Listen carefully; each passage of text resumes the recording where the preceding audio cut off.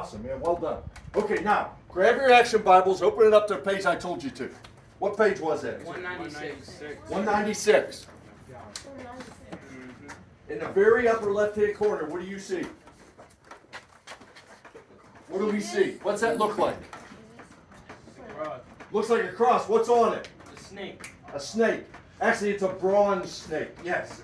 And I'll tell you what, let me give you some background. Remember? Nicodemus knows all about the law, man. He knows all about the 5 books of the Bible. This is one of the first 5 books of the Bible. This is in Numbers. The people didn't believe. And they started moaning and complaining about God. God's not taking care of us. We should have stayed in Egypt, man. I'm hungry. I'm tired. I'm sick of this stuff. God said, I've had enough. Boom. He sends snakes into their camp. 1 million people, over 1 million people. And they got snakes everywhere and they're biting people. And all of a sudden they go, oh, wait a minute. Did I say that? I didn't mean it. Oh, no.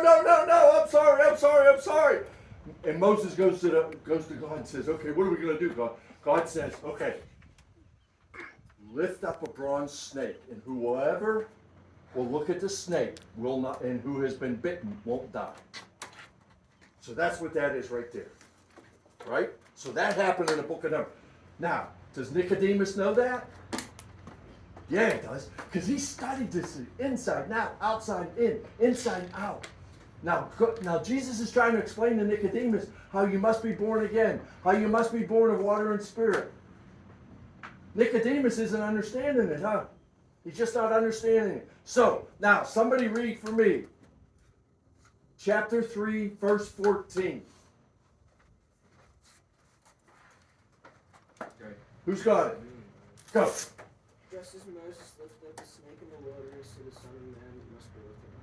Okay, give me the next verse, too. That everyone who believes may have eternal life in him.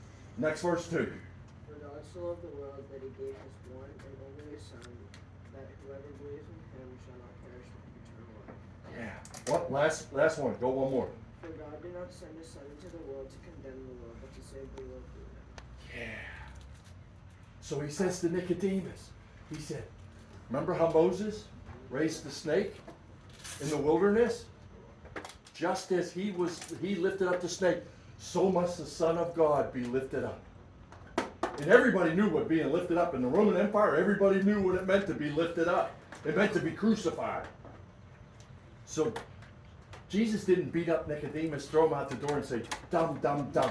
Come back when you learn something. No, he showed him exactly what it meant. He showed how the Old Testament all pointed toward him. It all points toward him. Sometimes it's hard to figure out.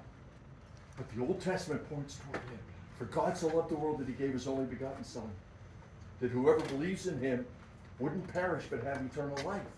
God didn't send his Son into the world to condemn the world, but through him the world would be saved.